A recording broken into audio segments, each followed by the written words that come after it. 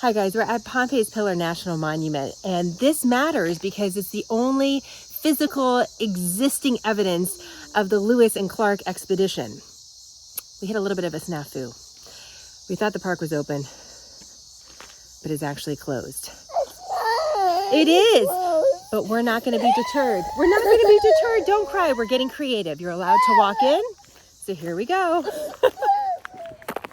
I carried our 3-year-old for most of the 1-mile walk to get to the National Monument. You can sort of hear me breathing heavily. It was good exercise, literally and symbolically, as Lewis and Clark had a child with them too, for at least part of their journey, which is also part of this story. So this is where we're going out over there. William Clark actually called this Pompeys Tower, but it was later referred to as Pompeys Pillar, and that's the name that stuck.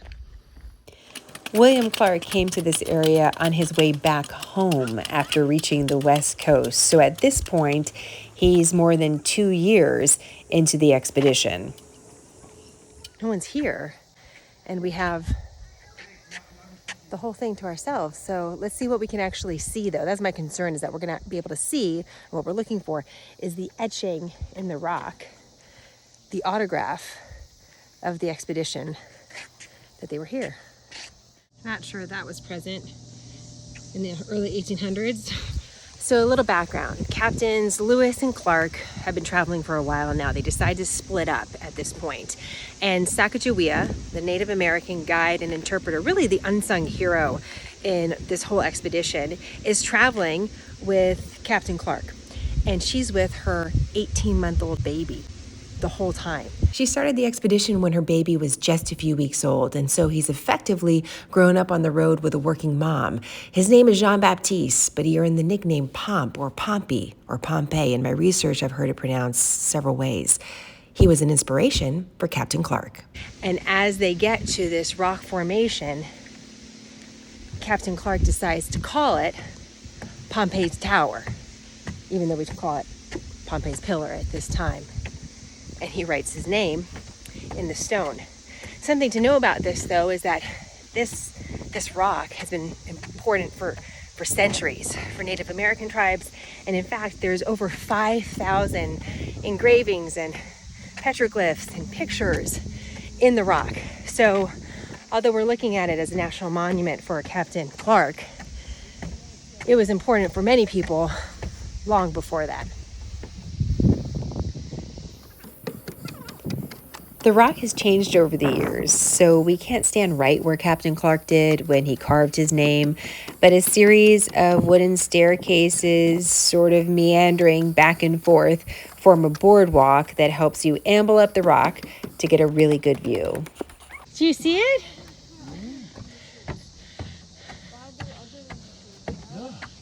Why are there other initials? Where? Right there behind that glass. Oh my goodness. Wait, but why are there a ton of other initials? There's the name, 1806. W. William Clark, Clark. 1806. Wait, but why are there tons of other initials? Because it was used by many other people to almost as a registry trace, where they would sign their names and say, we made it this far. And sometimes it would be fur traders or explorers or pioneers, and before them, Native Americans who did it. Look at all those names, you guys. The natives have engraved on the face of this rock the figures of animals near which I marked my name and the day of the month and the year. Lewis and Clark Journals, July 25th, 1806. Look, can you imagine if there was no highways and no power lines and no cars and nothing? Just as far as you could see, but just buffalo. Did you see the what they said over there? There were 30 to 60 million buffalo. Wow. And by 1890, there were 1,000. It's really sad. We're going to the top. What do you see, Liberty? Do you see any elk or wolves or buffalo? No. No. But I can see Beautiful Valley. In his journal, Captain Clark recorded he saw those animals from the Great Rock, writing, its top had a most extensive view in every direction. One of the things that Captain Clark wrote about on his travels were really bad mosquitoes. So bad that he couldn't sleep. And I could just confirm that the mosquitoes are still troublesome.